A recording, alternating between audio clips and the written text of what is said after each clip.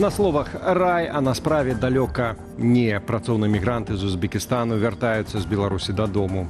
Дарагая навука, колькі каштуе адукацыя ў нашай краіне? І за паўмесяца да статусу нелегала бюрократычная невыкрутка пагражае беларусам ва ўкраіне. Серада 15 ліпеня, 19 гадзіна. Аб'ектыў я Валерий Руселік. Вітаю гаспадарства і запрашае на выданне.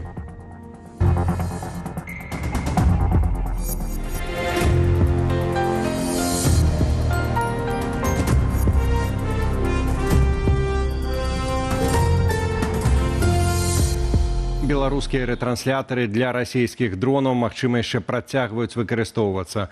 Пра гэта заявіў дарадца міністра абароны Украіны, эксперт у радыётэхналогіях Сергей Бескреснаў, вядомы як Флэш. Гэткую выснову ён зрабіў на падставе аналізу сённяшніх залётаў расійскіх БПЛА ва ўкраіну.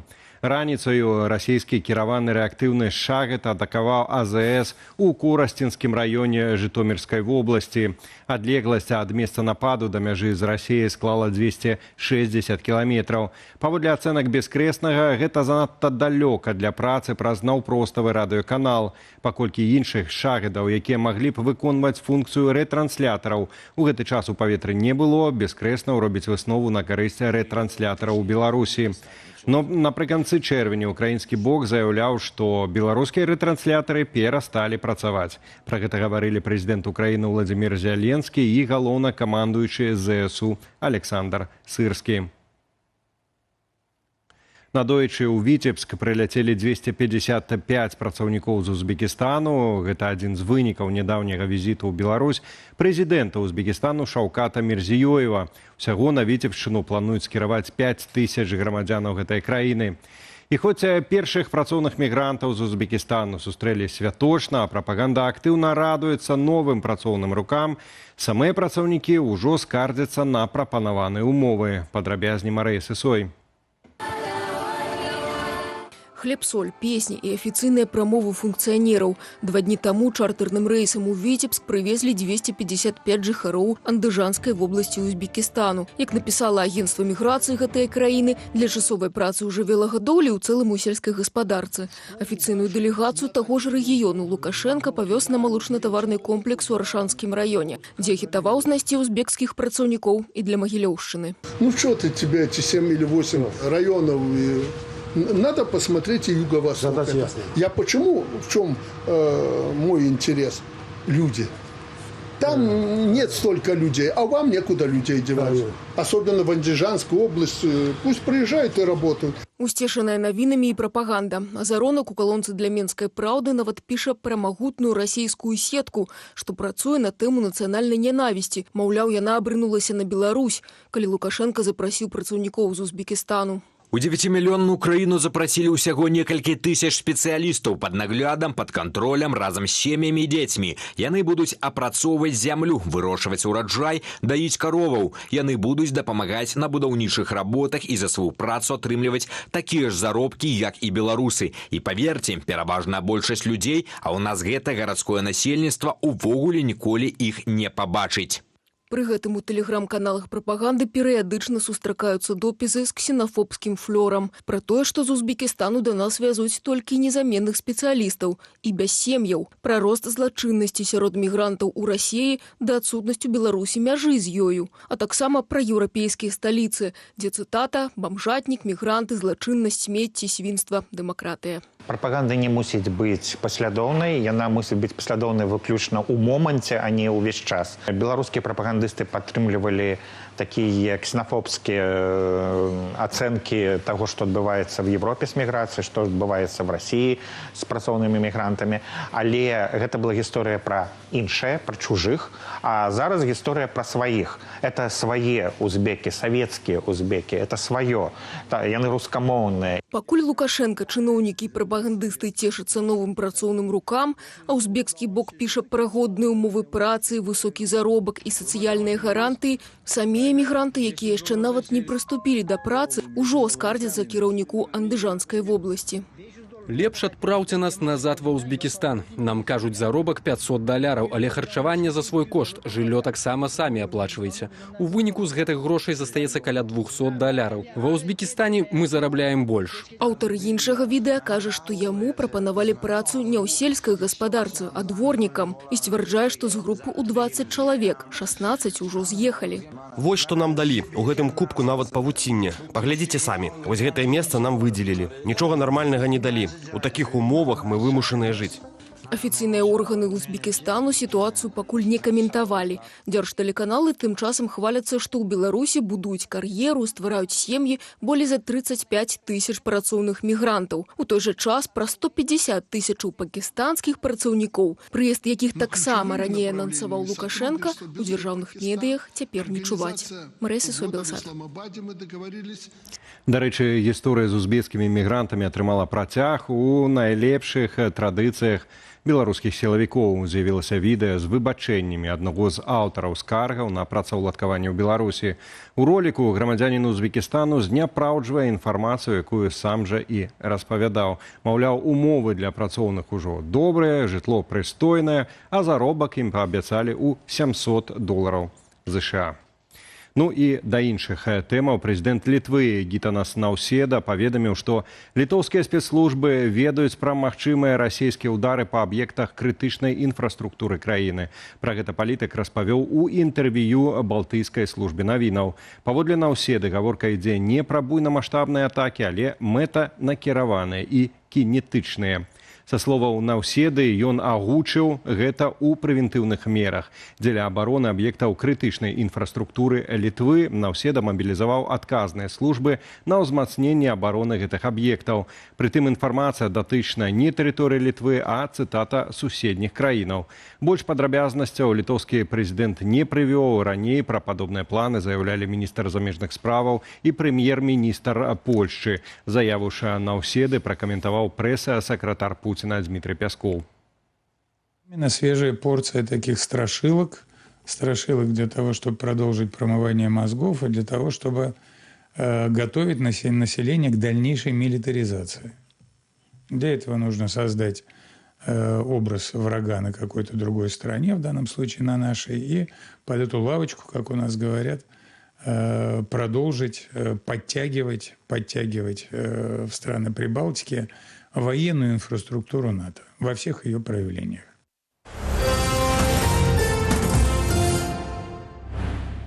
Стала вядома, што малодшая дачка Віктара Лукашэнкі Валерыя паступіла ў медычны універсітэт на мэтавае навучанне, якое прадугледжвае абавязковае размеркаванне.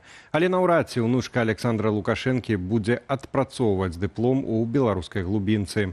Звычайным жа абітурыентам пазбегчы гэткай адпрацоўкі можна толькі праз выкуп у выглядзе платнага навучання, кошты якога ўпершыню з 23 года выраслі. Адна са спецыяльнасцяў да 236 тысяч рублёў. І гэта не памылка. Колькі цяпер каштуюць веды і як хутка вернуцца грошы, укладзеныя ў іх, высвятляла Юлія Цяльпук.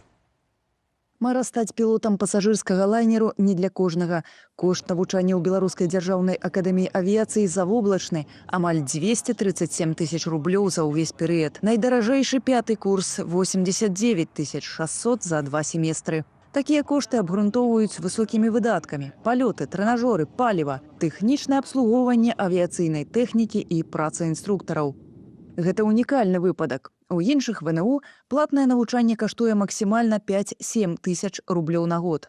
Найдаражэйшыя спецыяльнасці ў Белдзяржуніверсітэце – правазнаўства на юрфаку, афрыканістыка, усходняя філалогія і міжнародная канфлікталогія на факультэце міжнародных стасункаў. Але пасламі быць не ўсім. Мараць аб тым, што яны займуць вышэйшыя пазіцыі, увайдуць у эліты. Выпадкі такія бываюць, калі ўсё-такі людзі там прабіваюцца.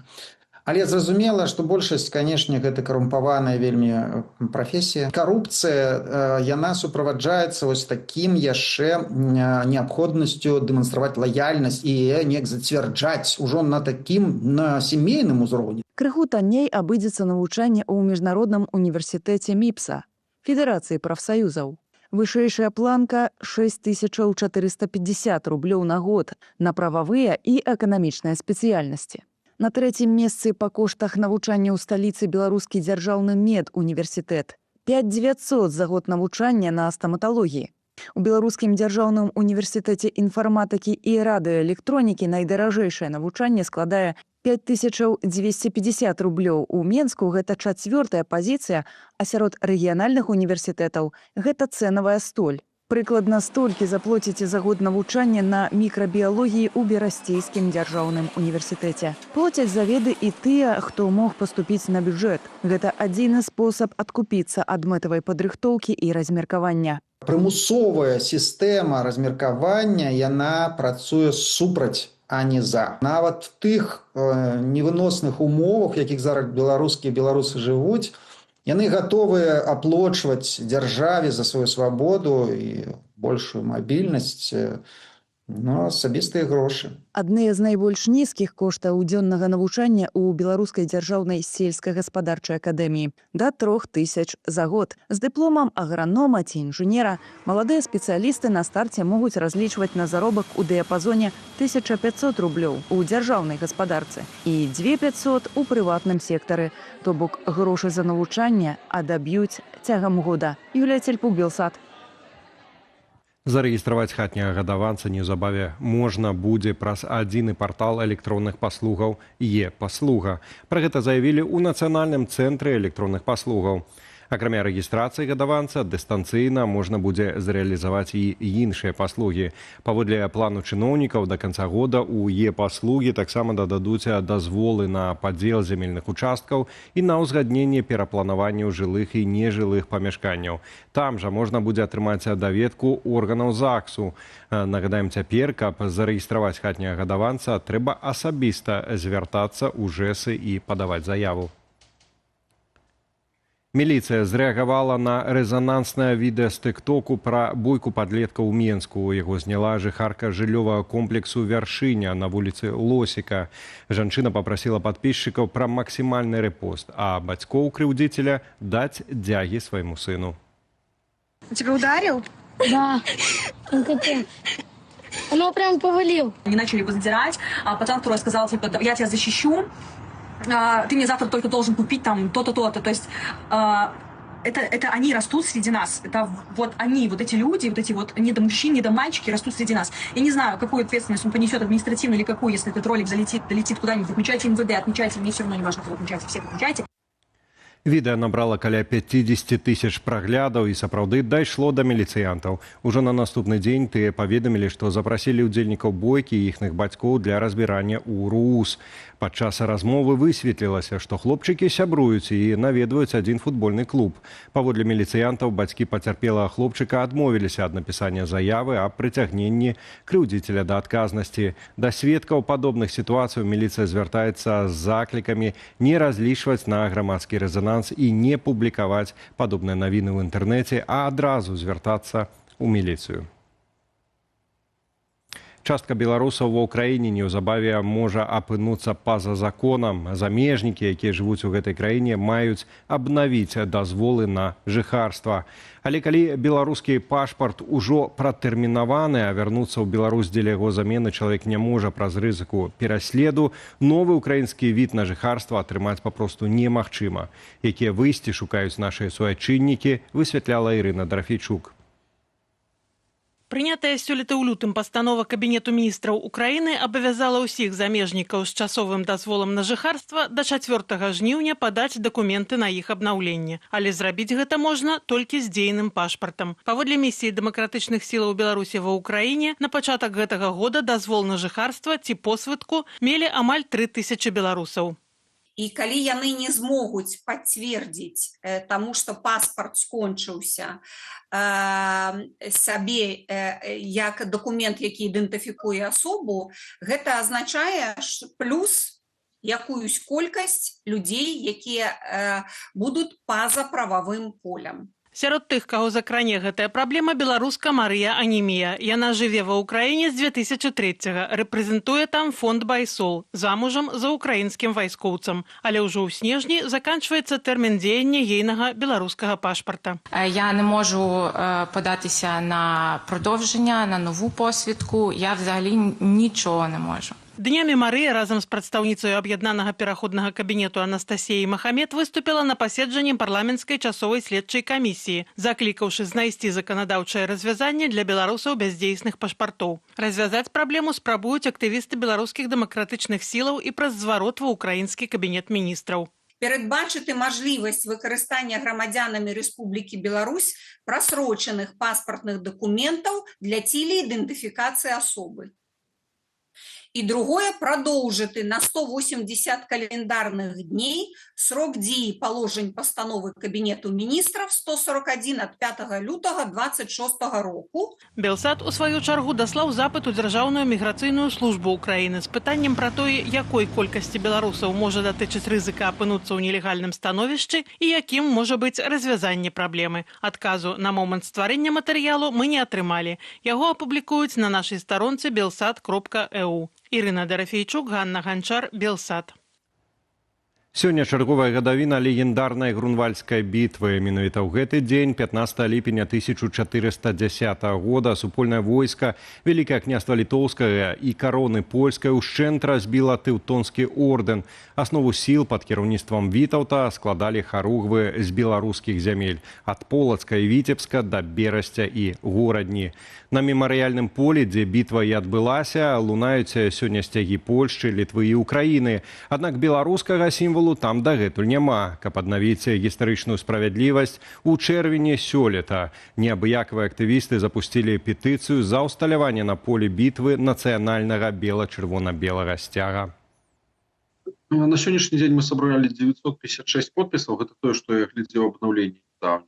Это подписы, которые были верификованной системой, а их, точнее, сверх того, порядка 200 подписов система не приняла и аннулировала. А на сегодняшний день это сбор вельми моцно запаволіўся. Я спадзяюся, что зараз вось те новины, которые будут звязаны с установкой флагштока, яны абудзяць інтарэс, і мы еще убачым дадатковыя подписи.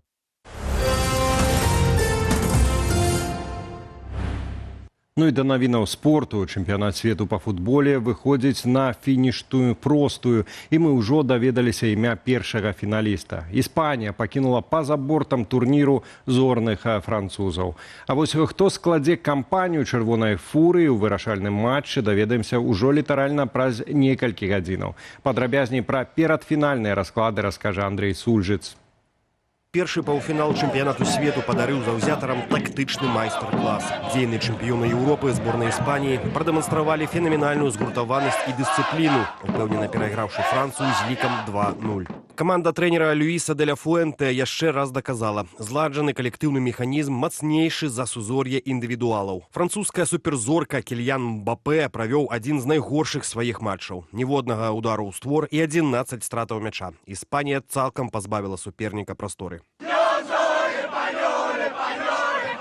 Пакуль Мадрид святкуе выхад у фінал, уся футбольная планета прытаіла дыханне ў чаканні другога паўфіналу. Сёння на Атланта-стэдіум у прынцыповым і адным з самых гарачых гістарычных супрацьстаянняў сыдуцца зборныя Англіі і Аргентыны. Асаблівая ўвага на поле будзе прыкаваная да аднаго з галоўных футбалістаў сучаснасці – 39-гадовага Ліёнеля Мессі. Гэты чэмпіянат свету для яго ўжо 6-ы, і капітан праводзіць яго на найвышэйшым узроўні, маючы на сваім рахунку 8 забітых мячоў. Хто зробіцца другім фіналістам 19 ліпеня ў Нью-Джэрзі, прагматычная і сістэмная Англія ці гарачая і страсная Аргентына на чале з Мессі? Даведаемся ўжо сёння вечарам. Стартавы свісток прагучыць о 22 гадзіне. Андрей Сульжыц, Белсат. А вось зборную Нарвегіі, што вылецела ў чвэрцьфінале ў Осле, сустракалі як чэмпіёнаў. Каля 100 000 заўзятараў зладзілі на вуліцах грандыёзнае свята. Паглядзім разам, як гэты каласальны натоўп разам з кронпрынцам каралеўства запускае легендарны вікінг-роў.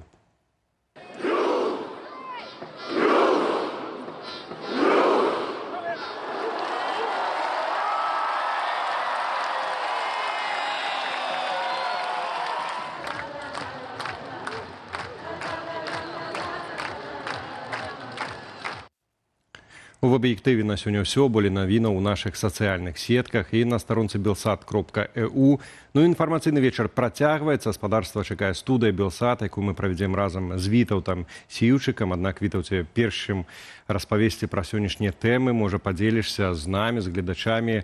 На чыім баку твае футбольныя сімпатыі? Ведаеш, напярэдадні, калі гралі Гішпанія з Францыяй, Гішпанія была ў гасцявой форме. Калі прыгледзецца, гэта форма вольнай Беларусі, бо чырвона-белыя колеры атрымаліся, там невялічка жоўтая палоска, толькі на зуме бачная. Сёння ж, спадарства, Аргентына з лаціны Аргентум гэта срэбра. Таму яны павінны сёння перамагчы, за фінал ужо не ручаюся. Так што паглядзім, але я ўпэўнены, што будзе вельмі цікавы матч, прынамсі напярэдадні, я думаю, многіх здзівіла тое, што адбывалася там на поле ў Атланце. Сёння спадарства таксама, хто будзе глядзець у Менску, напрыклад, нават падоўжанай гадзіны працы метро для фанатаў спорту. Мы ж тым часам хацелі нагадаць таксама кантэкст беларускі. Сёння 15 ліпеня, вялікая перамога, Грунвальдская бітва. Тады Усіх нас са святам. Вітаўт узначаліў перамог. Думаю, што гэта кажа Вітаўт. Не апошняя перамога нашага народу. Але трошкі мы таксама і пра тое, што цяпер адбываецца, і як засцярога, бо гэбісты завабліваюць азінацца сякласнікаў у свае ўстановы. Памочніка Лукашэнкі асудзілі на 12 гадоў. Тут пытанне, ці яго адправіць кіраваць, можа, калгасам з турмы, бо такое нярэдка бывае. Паразважаем з экспертамі пра эфектыўнасць такога кіравання на ўзроўні краіны і пра гэта, да не толькі. З цікавымі госцямі ў студыі Белсат. Запрашаю застацца. Ну і таксама запрашаем паўдзельнічаць у нашай апытанцы. Перад самым пачаткам эфіру я паспеў прагаласаваць. Цікава будзе параўнаць з вашымі галасамі. Запрашаю.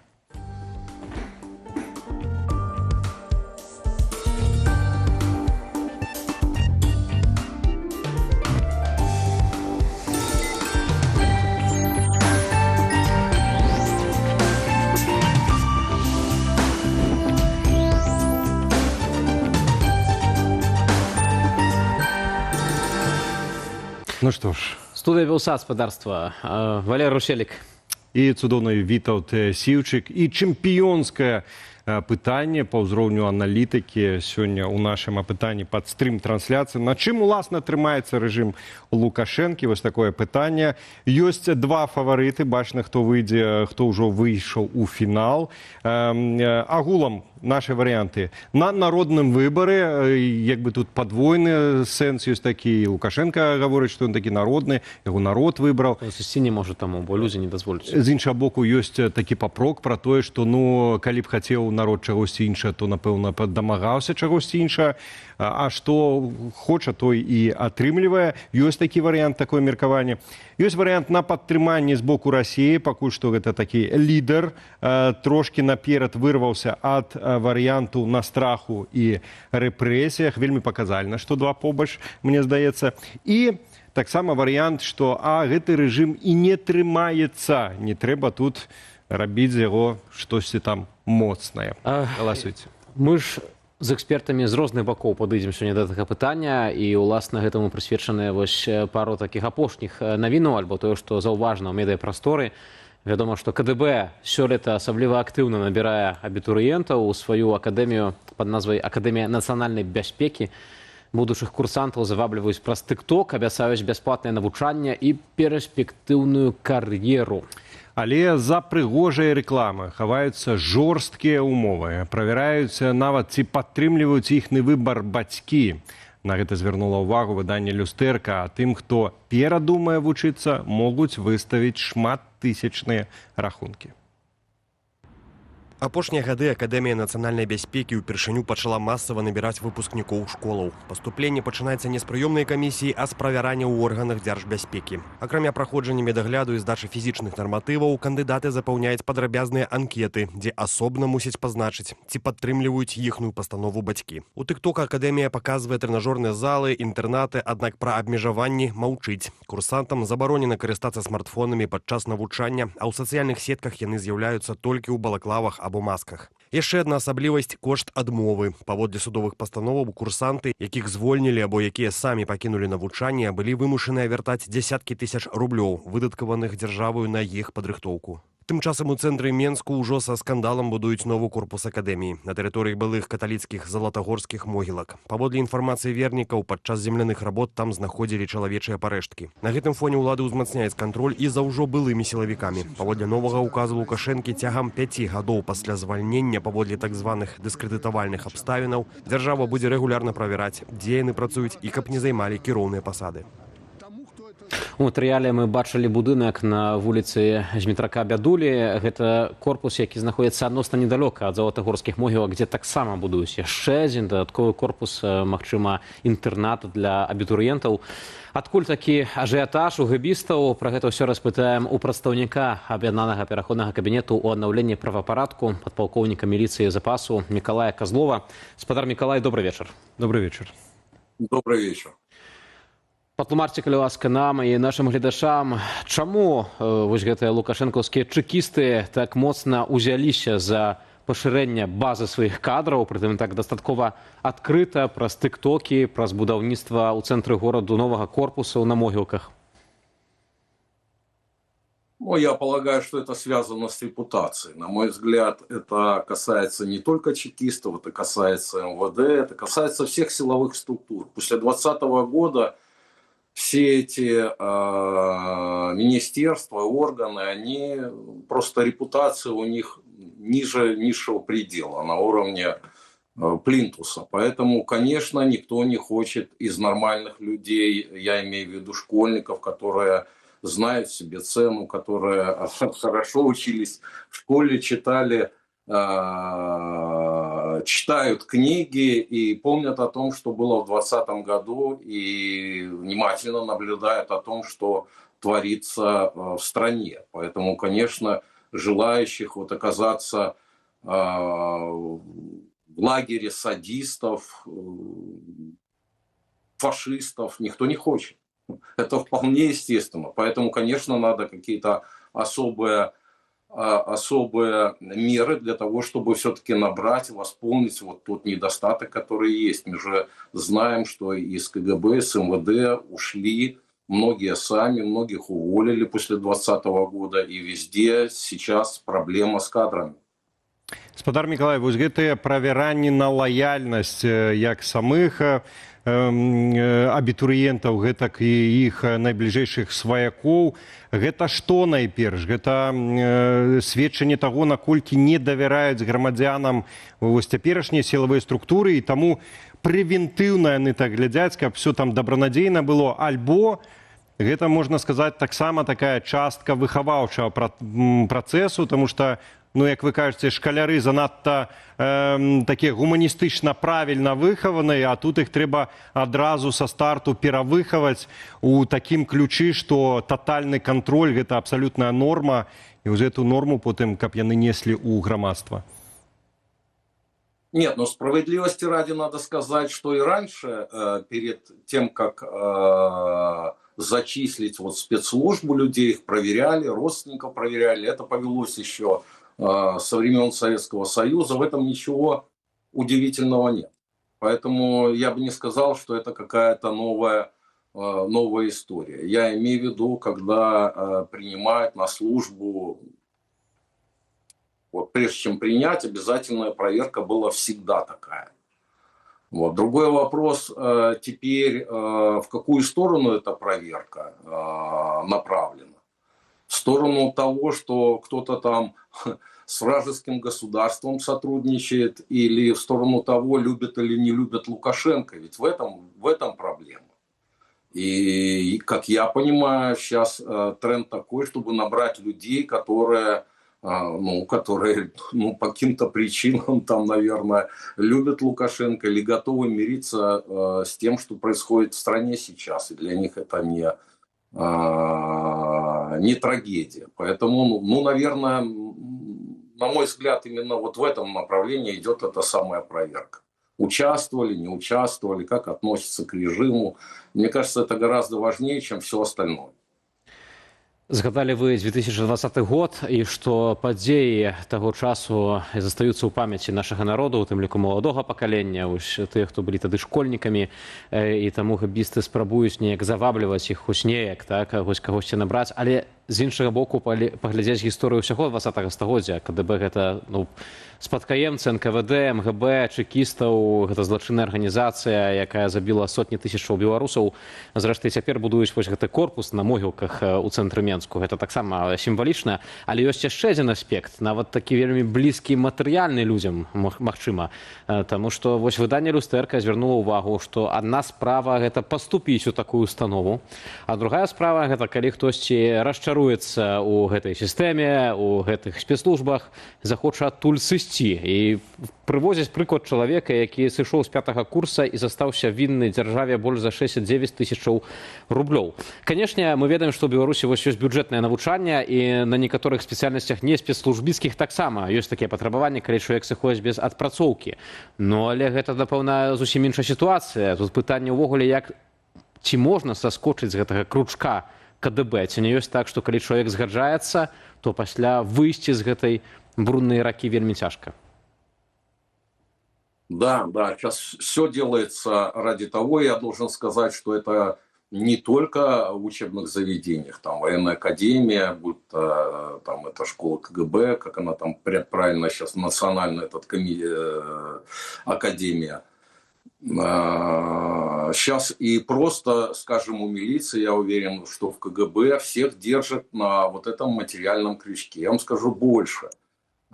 И как раз вот сейчас период идет, когда молодежь, молодые люди выбирают свою стезю. Даже если к вам такая мысль придет вдруг, мало ли, поступить в военную академию или в академию МВД, или вот как здесь говорили о учебном заведении чекистов, вы 100 раз подумайте, потому что как только вы туда попадаете, вы сразу попадаете фактически в рабство, вы становитесь крепостным. Обучение – это одна история. Следующая история идет, следующий этап – это служба. И если вы, скажем, проработали там 10 или 15 лет и вас уволили, у вас рабочего стажа нет. Если вы взяли какой-то кредит на квартиру льготный, то льготы тут же заканчиваются. И еще, если вы получили, мы сейчас говорим уже о сотрудниках милиции или силовых структур, если вы получили подъемное, когда подписывали контракт, и вас уволили, или вы по каким-то причинам решили уволиться, то вам придется вернуть эти деньги. Вся эта машина направлена на то, чтобы сделать из людей крепостных фактически рабов. Поэтому очень хорошо подумайте, стоит ли вам это делать и принимать такие. Спадар Миколай, яшчэ хацеў у вас удакладніць, ці толькі матэрыяльны кручок, ланцуг ёсць, альбо практыкуюцца і іншыя, што я маю на ўвазе, выйсці з сістэмы цяжэй, чым туды зайсці, таму што шмат плаціць, там усім вінны, але ці ёсць штосьці такое яшчэ на этапе навучання, ці можна выхаваць такого лукашыста-садыста, потому что, калі мы бачым силовиков, которые б'юць мирных абсолютно громадянаў, жанчын, дзяцей, то адкуль гэта бярэцца? Это першы момант, а другі момант ужо падчас службы, ці ёсць штосьці такое, як гэта сказаць, каб запляміць чалавека, каб ён паўдзельнічаў у заведама нейкіх злачынных дзеяннях, каб пазней можна было яго шантажаваць таксама і гэтым. Не толькі грашыма, але і ты там кагосьці абакраў альбо кагосьці пабіў, нікому не дакажаш, што гэта быў загад, і мы цябе ўсё роўна пасадзім. Ці практыкуецца штосьці яшчэ такое? Нет, по-моему, это объективно, когда мы живем в ситуации, когда в стране не до законов, и как это обойти, скажем, в Академии милиции или там КГБ, если там в основном как бы юридическая специальность гражданская. То есть надо как-то объяснять. И, конечно, вот эта безнаказанность, она, мне кажется, уже будет с молодых ногтей как-то проводиться в жизнь, чтобы курсанты слушатели ничего не боялись, что если это в интересах государства, в интересах режима, то ты, собственно говоря, в абсолютной безопасности. У тебя есть индульгенция. И вот мне кажется, именно с этим сейчас, все, что касается спецслужб, да и не только спецслужб, вот, собственно говоря, вот проводится вот эта идеологическая такая направленность, проходит идеологическая. Что касается работников там, силовых структур, конечно, и это и касается и суда, это касается и прокуратуры. Они обязательно хотят замазать людей, чтобы вот это была корпоративная вот какая-то такая вещь, и предлагается разным людям, чтобы они поучаствовали в каких-то незаконных мероприятиях, выполнять незаконные приказы, и таким образом, по их мнению, это сплачивает людей. То есть они замазаны преступлениями, и поэтому, вот у них такая вот прям плечом к плечу. Потому что если уйдет Лукашенко, придется отвечать по закону. Они все это понимают. Именно поэтому они закрывают лица, кстати. О том, чтобы... Вот несмотря на то, что они выполняют эти незаконные приказы, а я напомню, что выполнение незаконного приказа совершенно не освобождает от уголовной ответственности. Но им еще, кроме всего прочего, вот такую иллюзию безопасности предоставляют, когда они одевают маски, балаклавы, когда они дают в судах вот эти лживые показания под чужими фамилиями и именами. Это все как бы такой целый процесс, который как раз вот направлен на то, чтобы из людей, из силовиков сделать вот такие малодумающие машины. Террора и репрессий, я бы сказал. Поэтому вот все на это направлено. Им надо замазать как можно больше людей, собрать как можно больше компромата, который будет находиться у них, которые они могут там так или иначе воспользоваться им, по крайней мере, угрожать этим воспользоваться. Поэтому, мне кажется, это такая вот государственная политика в отношении силовых структур. Сілавыя структуры як інструмент рэпрэсію супраць грамадзянаў, кантролю за грамадзянамі, але мы бачым, што рэжым кантралюе і самых сілавікоў, і людзей, якія, служачы ў сістэме, скажем так, былі нязгодныя з палітыкай Лукашэнкі. Вось, здаецца, у 21 годзе Лукашенко прымаў указ аб тым, што ён нібыта, хоць яны узурпатары, але хоча пазбаўляць званняў былых міліцыянтаў, спецслужбістаў і людзей іншых сілавых структураў, якія з ім не згодныя. Я ведаю, што вас таксама Лукашенко там спецыяльным указам пазбавіў фармальна звання падпалкоўніка, хаця вы ім застаецеся. Але цяпер ужо нейкі новы ўзровень, таму што мала таго, што людзей павыкідвалі з органаў, хтосьці сышоў, хтосьці не вытрымаў увогуле гэтага ўсяго, што там адбываецца. Дык цяпер вырашылі, Лукашенко падпісаў новы указ, што калі міліцыянт, там нейкі чалавек са спецслужбаў, дыпламат, нават ратавальнік быў звольнены са службы праз нейкія артыкулы так званыя па дыскрэдытацыі, то за ім будуць сачыць ажно 5 гадоў і будуць глядзець, ці ён не заняў нейкую кіроўную пасаду не тое, што ў дзяржаўнай кампаніі, але нават у прыватнай. Што гэта за такая новая ступень контролю? Надо просто понимать, что желание Лукашенко, его страхи и желания направлены на одно. Остаться у власти как можно дольше, а лучше до гробовой доски, в крайнем случае передать власть детям. И все, что он делает, направлено вот на решение этой задачи. В данной конкретной ситуации, это указ 230, да, который он принял, говорит нам о том, что видимо, те меры, которые были до него, они не всегда работали. Але это означает, что частка силовиков внутри этой системы так само супраць Лукашенко, коли их таким чином застрашивают? Видимо, да. Я полагаю, что да. Они, видимо, уходили, надо было остановить этот поток. Все-таки не знаю, насколько он велик, этот поток, но по-другому трудно объяснить. И таким образом те оставшиеся должны четко понимать, что если они покидают милицию вот, по каким-то там принципиальным соображениям, а когда покидает милицию по принципиальным каким-то соображениям или нежеланием выполнять преступные приказы, или там, ну, масса всяких моментов бывает, то они должны, им дают понять, что даже после увольнения мы будем за вами следить, мы будем вашу жизнь делать невыносимой. Точно так же поступает в отношении политзаключенных, которые освободились. Ведь это, по сути, примерно одинаково. Но в одной ситуации это человек, который вышел из тюрьмы, а в другой ситуации, который уволен по дискредитирующим обстоятельствам. А надо сказать и помнить о том, что у нас вообще все это дело очень избирательно.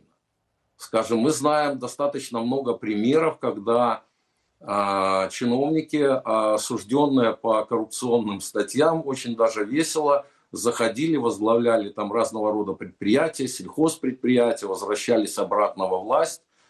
И ну вот как бы так.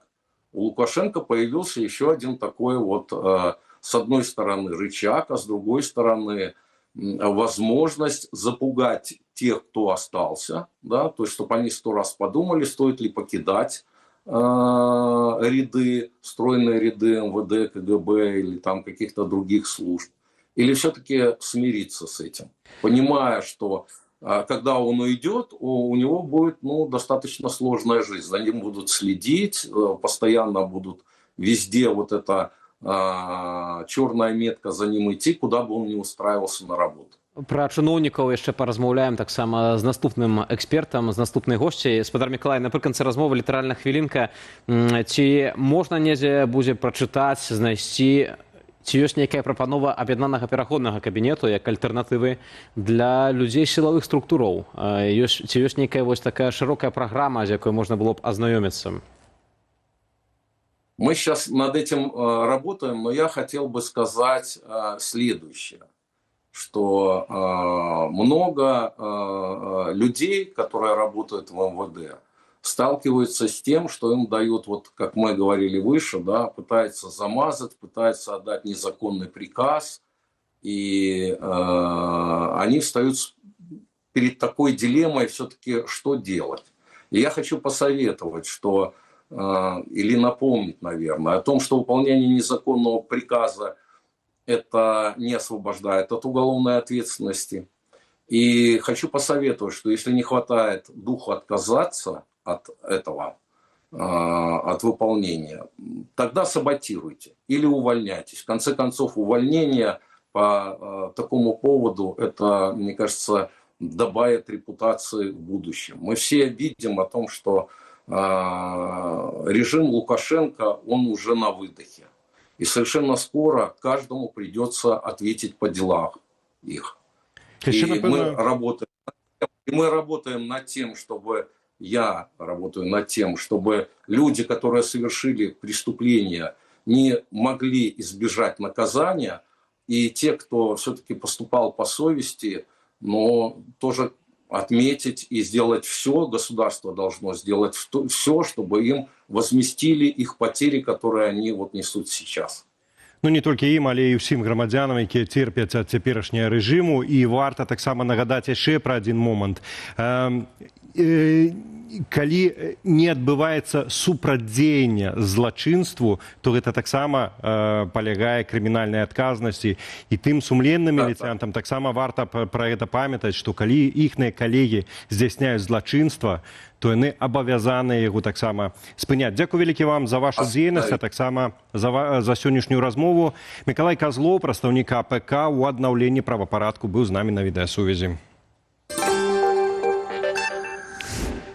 Нібыта ў працяг тэмы, але не пра міліцыянтаў, а пра чыноўнікаў цяпер пагаворым, пра іхны, так бы мовіць, лёс, што адбываецца. Сталіся вядомыя прысуды паводле гучнай малочнай справы, у цэнтры якой апынуўся былы памочнік Лукашенка Віцебскай вобласці Ігар Брыло.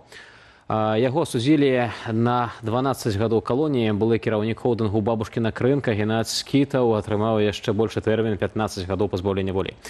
Пытанне, колькі яны адседзяць. Ну, тым часам днямі мы паведамлялі пра скандал на Віцебшчыне. Там працаўнікі сельгаспрадпрыемства «Мікалаеўскі» ў Мёрскім раёне скардзяцца на ціск, прыніжэнні і, як самыя кажуць, зэкаўскія парадкі. Аўтары канала «Віцебскія гуляю» высветлілі. Гаспадаркай цяпер кіруе былы дырэктар Добрускага фарфоравага заводу Александр Вінакураў, якога ў 23-м годзе асудзілі на 9 гадоў калоніі, абвінаваціўшы ў карупцыі. 2 гады таму Вінакурава разам з братам гучна затрымалі работнікі Губазік. Паводле следства праз пасярэдніка ён атрымаў больш за 60 тысяч рублёў хабару. Суд прызначыў яму 9 гадоў калоніі, буйны штраф і 5-гадовую забарону займаць кіраўнічыя пасады. Аднак цяпер чалавек з такімі ж імем і прозвішчам узначальвае сельскагаспадарчае прадпрыемства «Мікалаеўскі» ў Мёрскім раёне. Ягонае прозвішча пазначана і на сайце райвыканкаму, а журналісты пацвердзілі асобу паводле фотаздымкаў з афіцыйных падзеяў. Дарэчы, гэта далёка не першы выпадак, калі пасля крымінальнай справы былыя беларускія чыноўнікі атрымліваюць новыя кіраўнічыя пасады. Былы намеснік генеральнага прокурора Александр Архіпаў пасля памілавання узначаліў сельгаспрадпрыемства Пятровічы ў Смалявіцкім раёне. Былы міністр лясной гаспадаркі Віталь Дрожжа пасля вызвалення атрымаў пасаду кіраўніка лесапаляўнічай гаспадаркі ў нацыянальным парку Белавежская пушча. Тым часам улады Віцебскай вобласці робяць стаўку і на замежную працоўную сілу. Ужо вызначаныя 8 жывёлагадоўчых комплексаў, дзе працаваць будуць грамадзяне Узбекістану. Акрамя гэтага, у Бішанковіцкім раёне ім плануюць перадаць каля 2000 гектараў зямлі для вырошчвання бульбы з наступнымі пастаўкамі ва Узбекістан. Што праўда, ўжо сёння з'явілася інфармацыя, што некаторыя грамадзяне Узбекістану ўзбунтаваліся і не хочуць працаваць у Беларусі, бо не на тыя грошы яны прыязджалі, не на тое было дамоўлена. І тая гісторыя атрымала працяг. Спачатку нават гаварылася, што частка ўжо з'ехала. 2 дні пратрымалася гэта дамоўленасць, а цяпер ужо з'явілася пакаяльнае відэа, што ўжо і грошай хапае, і ўжо і жытло ўжо всё нормально. З імі папрацаваў. Спадарства, у нашай студыі з'явілася доктарка навук, прафесарка Флорыдскага атлантычнага універсітэту Паліна Прысмакова, з якой мы з такога акадэмічнага пункту гледжання паразважаем увогуле над сістэмай улады ў Беларусі. Паліна, прывітанне, добры вечар. Рада вітаць асабіста ў студыі Белсат. Прывітанне. Навзаем. Вось мы пачулі такі матэрыял пра тое, што ёсць нейкі такі вось элемент гэтай сістэмы кругазварот чыноўнікаў у сістэме Лукашэнкі, што спачатку кагосьці бяруць, абвінавачваюць у карупцыі, садзяць у турму, ён не даседжвае свой тэрмін, выходзіць і зноў кіруе нейкім прадпрыемствам. Гэта нейкае як ноу-хау, гэта нейкае, не ведаю, гэта сведчыць пра эфектыўнасць кіравання? Ну, гэта не ноу-хау, я думаю, што у нас добра спрацаваная зладжаная сістэма, трошкі падтрымаць, праўда, кнут пернік, паказаць, на што здольная ўлада, але і сэнс рэфарматаваць, паправіць. Ну, у навуцы гэта завецца мысленне групай, то бок упэўніцца, што ўсе думаюць у тым самым накірунку, што нават калі ёсць нейкія іншыя ідэі, гэтыя ідэі будуць самацэнзураваныя, правда, што чалавек не будзе агучваць іх больш, бо ці не будзе паказваць нейкія пэўныя моманты. І так вось ствараецца пачуццё бяспекі. Бяспекі для таго, хто ўтрымоўвае ўладу. Ці бяспекі, бо тыя, хто акурат замешаны ў гэтай сістэме, то яны хіба наадварот час адчуваюць, што яны не зусім як бы бяспечныя. Сёння ты кіраўнік, заўтра ты ў турме, ты зноў кіраўнік, як нейкае такое кола фартуны. Чаму кола фартуны? Стабільнае працаўладкаванне, правда? То бок ты ўвесь час заняты. Вось, але бяспека ў тым сэнсе, што так, цябе пакаралі, але цябе аднавілі, так? То бок стабільнасць ёсць, правда? Ёсць вось гэтае мысленне групай, мысленне кансэнсусам, дзе сістэма абараняе саму сябе, правда? То бок тут не важны вынік, ці там хтосьці скраў гэта там, не ведаю, 1 мільён ці 1,5 мільёны, ці што з гэтым мільёнам здарылася. Пытанне не канфіскаваць гэты мільён, закінуць зноў сістэму. Пытанне стварыць сістэму, дзе чыноўнікі будуць займацца самакрытыкай, самацэнзурай. Паліна, ну не будзем цягнуць далей інтрыгу. Разгарнула, прыйшла ты не з пустымі рукамі кніга, нават закладкі ёсць, і нават нейкія цытаты выпісаны. Што гэта ввогуле такое? Ну вось, усіх запрашаю заўтра ў банкі бутэлькі, а 4 на прэзентацыю маёй кнігі па-беларуску, асновы дзяржаўнага кіравання, стварэнне навыкаў інстытутаў. Нарэшце, вось яна прыгожая, цвёрдзенькая, цэлых 30 старонак словаў, малюнкаў, разважанняў, пытанняў, вось, ідэяў. Так што І гэта таксама палітычная тэорыя універсальная, не толькі для Беларусі. тут нічога пра палітыку няма. Вось як бы палітыкі ў нас, я лічу, не існуе ў краіне. У нас адна суцэльная адміністрацыя, якая вельмі шмат ідзе па нейкім наіці, а не па ведах, якія існуюць у свеце. Таму так і завецца, што гэта асновы, то бок тут няма нічога складанага, тут проста паказаць, як прымаюцца рашэнні ў дзяржаўных інстытутах, як чаму не дэлегуюць, напрыклад, чыноўнікі нейкія свае пытанні сваім падначаленым. Такая настольная кніга, і грэх будзе не запытацца, калі там она і называецца як асновы, то грэх не запытацца вось тое, што мы пытаем сёння ў нашых гледачоў, на чым уласна трымаецца рэжым Лукашэнкі. Вось аснова, гэта што? У нас 4 варыянты адказу ёсць. На народным выбары, хто б што не ўкладваў гэтыя словы, які сэнс, на падтрыманні з боку Расіі, на страху і рэпрэсіях, і ёсць варыянт, што ён, в прынцыпе, ні на чым не трымаецца. Ці ўгадалі мы з нейкім варыянтам, альбо... Я б сказала камфармізм, ўсё ж такі. Прыстасаванне да існай сістэмы, якая існуе ўжо. Вось, вяртаемся мысленне групы, праўда? То бок, это такі тып паводзінаў, дзе усе рашэнні прымаюцца па схеме, каб група самазахавалася і нікога не пакрыўдзіла. То бок, гэта крыўда, якую вы назвалі, там, пасадзілі, забралі далей, гэта метад адукацыі, гэта не метад пакарання адказнасці, гэта не метад пакарання. Але атрымоўваецца, што ў такой сістэме ні пра які там нацыянальны інтарэс, нейкую моцную стратэгію, далекасяжнае планаванне мэты, пра гэта не вядзецца, калі ідзе толькі пра захаванне статус-кво і існай групы. Не то, што статус-кво, цэласнасці і адзінства калектыву. Каб было пачуццё, што вось мы адні. Так, мы цябе трошкі там пакаралі, але ты наш, ты з намі, ты ў сістэме. Што кажа навука пра тое, як быць з гэтай групай, як яе, скажам, не знішчыць, разваліць? Ёсць акадэмічнае нейкае развязанне? Вельмі цяжка, але акадэмічнае развязанне будзе ў тым, што тут усё базуецца на матывацыі, на ілюзорнасці пачуцця бяспекі. Раз візуалізировать і растлумачыць, што бяспекі насамрэч няма, што гэта ўсё ілюзія. Гэта проста псіхалагічны абарончы механізм.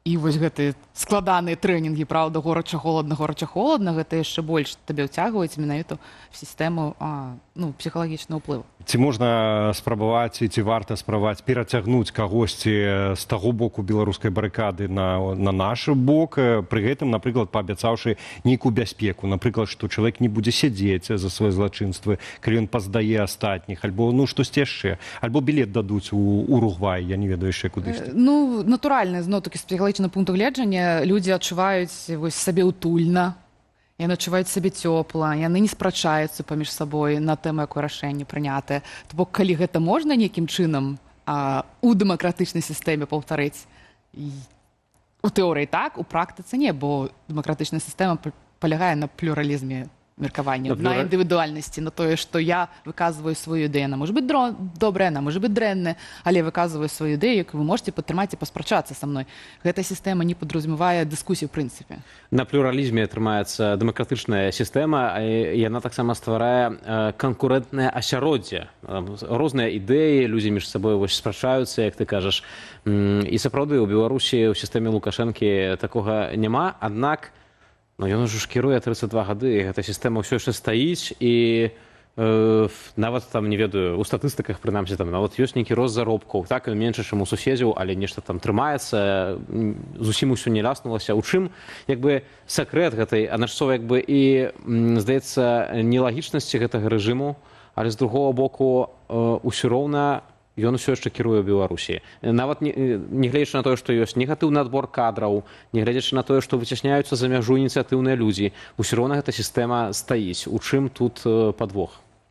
Некалькі накірункаў, праўда, некалькі прычынаў. Всё адно гэта так ці інакш прыходзіць не ноу-хау, а нашчадкі, праўда, гэтай савецкай сістэмы. Вось гэта рэч, якая ў адрозненне ад іншых эканамічных пытанняў саветам атрымалася зрабіць вельмі добра, гэта замена рэлігійнай дактрыны ў веру стабільнасць. Для нас слова стабільнасць гэта нешта святое. Але гэта было мэтанакіраванае інфармацыя, праз інструменты прапаганды стварыць вось гэтую такі стабільнасць, то бок мы не верым у Бога, таму што ён нас там захавае, абароніць. Мы верым вось у нейкую сістэму. Тут ментальнае пытанне ўжо. Вельмі ментальна. І калі зноў-такі вяртаемся да маёй кніжкі, я не псіхолог, але тут больш пра менеджмент. Менеджмент — это перадусім 3 элементы: людзі, грошы і рашэнні, якія людзі прымаюць адносна грашэй. І вось пра гэта ўся кніга. Як у дзяржаўных сістэмах, якія там людзі, якія там фінансы і як яны могуць прымаць рашэнні адносна сабе. Паліна, апошняя, літаральна на 10 секунд, у нас і больш няма часу. Новы сацыяльны кантракт у Беларусі ёсць альбо няма. Мы згадвалі тут канфармізм і таксама бяспеку да грамадзянаў. Калі не браць вось эту замкнёную групу лукашыстаў, да грамадзянаў. Ёсць нейкі пасыл у выглядзе абноўленага сацыяльнага кантракту? Я думаю, што пасыл з боку дзяржавы ці з боку... З боку дзяржавы. Гэта складанае пытанне, я б сказала. Я не падрыхтавана на яго вось так проста адказаць, правда? Пра гэта можна будзе паразважаць у тым ліку на прэзентацыі. А мы сёння з Валером спрачаліся. У мяне была такая думка нават, што улічваючы той маштаб рэпрэсіяў і страху, можа, Лукашэнку сацыяльны кантракт ужо не патрэбны, бо ён праз іншыя метады з грамадствам размаўляе, і праз гэта навошта мы ўвогуле дамаўляцца, на жаль. Абавязкова трэба дайсці на прэзентацыю. Паліна, дзякуй велічэзна, што завітала да нас у студыю Белсат. Паліна Прысмакова, доктарка навук, прафесарка Флорыдскага атлантычнага універсітэту, а таксама сакратар Рады БНР, была з намі ужывую ў Варшаве ў студыі. А зараз пераходзім да нашай сталай рубрыкі «Жыццё рэгіёну», якую мы рыхтуем супольна з рэдакцыяй БГ Медыа. У Магілёве жыхары зноўку спрабуюць адстаяць бярозавы гай на вуліцы Першамайскай. Паводле іхных словаў, камунальнікі без тлумачэння спілавалі некалькі здаровых дрэваў. Людзі мяркуюць, што высяканне можа быць звязанае з планамі забудовы гэтай тэрыторыі. Если есть закон, ребята, давайте жить по закону. Я очень вас прошу помочь нам в этом. Сейчас покажу, что это абсолютно... Вот у нас тут жильцы собрались. Вот. Что у нас абсолютно здоровые деревья. Вот. Зеленая крона. Посмотрите. Кора. Она не сухая. Это абсолютно здоровые деревья. Мы будем бороться за наш любимый сквер и не позволим людям обижать природу. Знікаюць не толькі дрэвы. З мапы Беларусі афіцыйна зніклі яшчэ 5 паселішчаў. Адпаведныя пастановы прынялі мясцовыя ўлады ў Берасцейскай і Віцебскай вобласцях. Ведаеш, няма паселішча, няма праблемы. Паводле афіцыйных звестак, толькі з пачатку гэтага года у краіне зліквідавалі ўжо 18 вёсак. І гэта працяг шматгадовай тэндэнцыі скарачэння беларускай правінцыі. Адпаведна абноўленаму бюлетэню Белгеадэзіі на Віцебшчыне ў Пастаўскім раёне перасталі існаваць 4 паселішчы, а на Берасцейшчыне вёска Крывое сяло ў Ляхавіцкім раёне. За апошняе дзесяцігоддзе з мапы Беларусі зніклі ўжо каля 400 паселішчаў. Частку вёсак афіцыйна зліквідавалі, а іншыя далучылі да суседніх населеных пунктаў праз адсутнасць жыхароў. Эксперты звязваюць гэты працэс не толькі з дэмаграфічным спадам, але і з эканамічнымі праблемамі беларускай вёскі. Моладзь працягвае пераязджаць у гарады, альбо і ввогуле выязджаць за мяжу. А ў невялікіх паселішчах закрываюцца школы, дзіцячыя садкі ды іншыя сацыяльныя аб'екты. У гарадоцкім раёне звычайны ролік у тык-току дапамог развязаць праблему, на якую доўгі час ніхто не звяртаў увагі. Мясцовы жыхар паскардзіўся на незвычайную лаўку на аўтобусным прыпынку, назваўшы яе жэрткай для курэй. Праз некалькі дзён канструкцыю прыбралі, а пасля паставілі новую, ужо паўнавартасную лаўку. Гісторыя распачалася на прыпынку каля вёскі Лапушніца. Мужчына паказаў вузкую драўляную планку замест звычайнай лаўкі. Відэа хутка набрала папулярнасць, а ў каментарах людзі пачалі дзяліцца падобнымі гісторыямі пра стан прыпынкаў у іншых вёсках. Спачатку лаўку проста дэмантавалі, што выклікала новую хвалю жартаў у соцсетках. А ўжо праз некалькі дзён паставілі новую шырокую лаўку і прывялі ў парадак тэрыторыю вакол прыпынку, скасіўшы траву. У каментарах карыстальнікі не сумняюцца, менавіта агалоска ў тык-току прымусіла адказныя службы адрэагаваць. Ну што ж, на чэмпіянаце свету па футболе стаўся вядомы першы фіналіст. Зборная Іспаніі упэўнена перамагла Францыю з лікам 2-0 і працягне барацьбу за галоўны трафей мундыялю. А ўжо сёння ўвечары вызначыцца і другі ўдзельнік фіналу. Ім зробіцца пераможца сустрэчы Англія-Аргентына. А пакуль спадарства паглядзіце, якая была атмасфера сапраўднага футбольнага свята, як сваю перамогу азначалі іспанскія заўзятары.